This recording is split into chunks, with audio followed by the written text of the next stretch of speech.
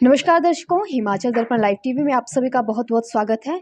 और आज हम आप सभी के सामने उस शख्सियत को मिलाने जा रहे हैं जिनके गाने यूट्यूब पर खासा ट्रेंड जो है वो कर रहे हैं। अगर मैं डिस्ट्रिक्ट कांगड़ा और चंबा की बात करूं तो डिस्ट्रिक्ट कांगड़ा और चंबा में सभी शादी ब्याहों में या कोई भी फंक्शन हो, इनके गाने जो हैं वो हमें सुनाई देते हैं।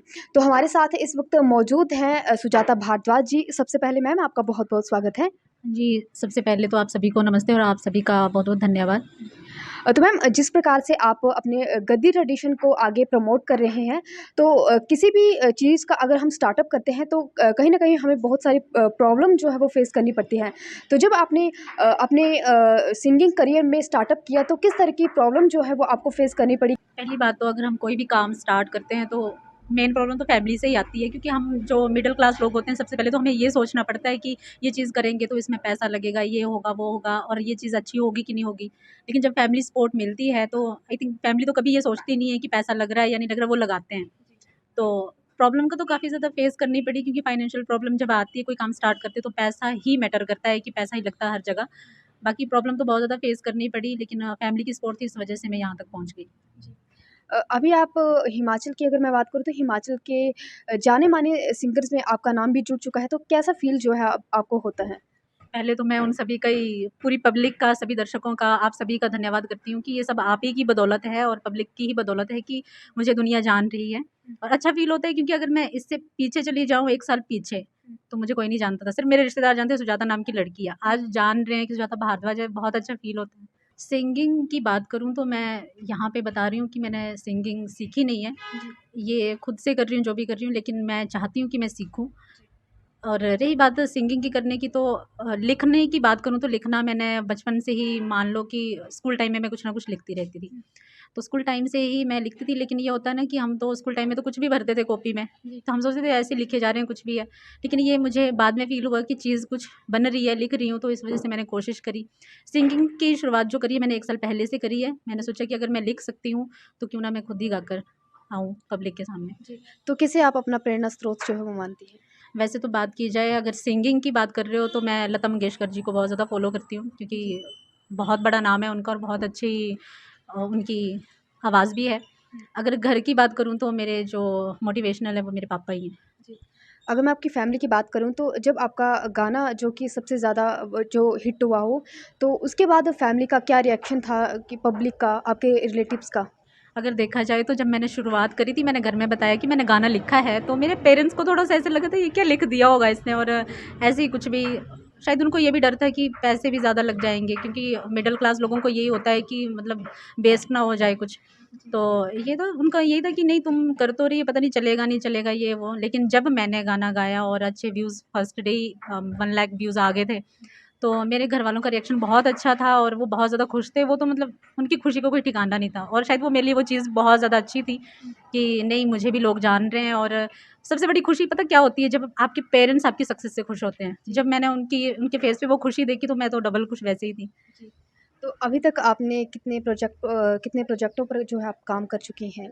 अभी तक जो मैंने लगभग लिखे हैं 11 गाने पे मैं काम कर चुकी हूँ, जिसमें 8 मैंने खुद गाए और लिखे हैं और 4 जो अदर अदर सिंगर ने गाए हैं। कौन-कौन से सिंगर हैं? ईशांत भारद्वाज जी, कुलदीप शर्मा जी, शिवांश भारद्वाज जी, रितिका कौशल जी। आपकी स्टेज परफ़ॉर्मेंस क्यों हमें इतनी थोड़ी कम देखने के लिए मिलती है? इसके 2 रीज़न हो सकते हैं और शायद हैं भी, कि एक तो यहाँ पे सिफ़ारिश का ज़्यादा काम है, कॉम्पिटिशन भी बहुत ज़्यादा है। और मैं ये नहीं बोलती मैं अच्छा गाती हूँ, शायद मेरे में भी वीकनेस है, शायद मैं अच्छा गा भी नहीं पाती, इस वजह से भी मुझे स्टेज नहीं मिलती।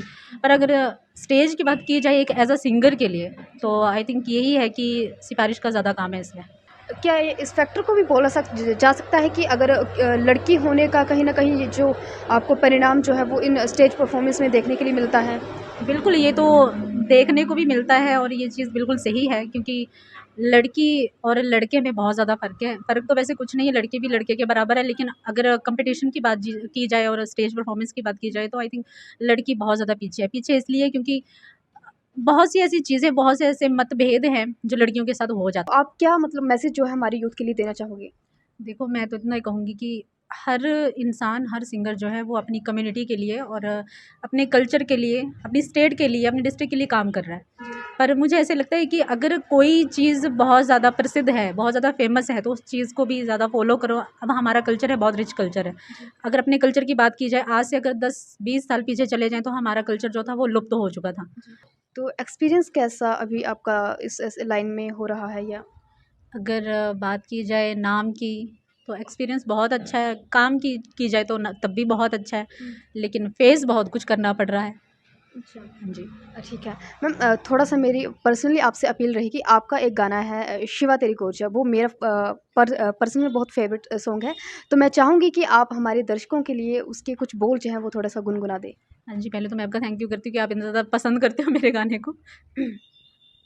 हो अम्मा मेरी कड्डियां लो आंचड़े डोरा हो, धोड़ो जोगे आया बोबियाना। अम्मा मेरी कड्डियां लो आंचड़े डोरा हो, धोड़ो जोगे आया बोबियाना। हो अम्मा मेरी कड्डियां लो आंचड़े डोरा हो, धोड़ो जोगे आया बोबियाना। धन्यवाद। तो आपके अपकमिंग प्रोजेक्ट के बारे में थोड़ा-सा बात कर लेते हैं। तो कौन-कौन से अभी आपके रिसेंटली गाने जो है वो आने वाले हैं? कब तक दर्शकों को देखने के लिए मिलेंगे? अभी अगर देखा जाए तो 3 गाने जो हैं वो हैं ऑन द वे। मैं सोच रही हूँ कि उन्हीं पे काम चला हुआ है मेरा।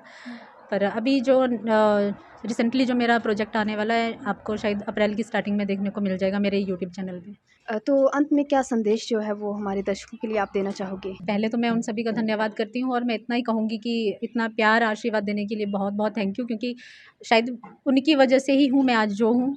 हम एक सिंगर जो हैं, जो लेखक हैं, वो सिर्फ लिख सकते हैं, गा सकते हैं, लेकिन उस चीज़ को आगे पहुँचाने वाले जो होते हैं आप सभी होते हैं, आप पब्लिक होती है कि आप इतना सुनते हो, इतना प्यार देते हो। और ये मैं चाहती हूँ ये प्यार कभी कम ना हो और ऐसे ही मुझे सपोर्ट करते रहें और मैं ऐसी ही नई नई चीज़ें आपके समक्ष भी लाती रहूँ। हाँ जी।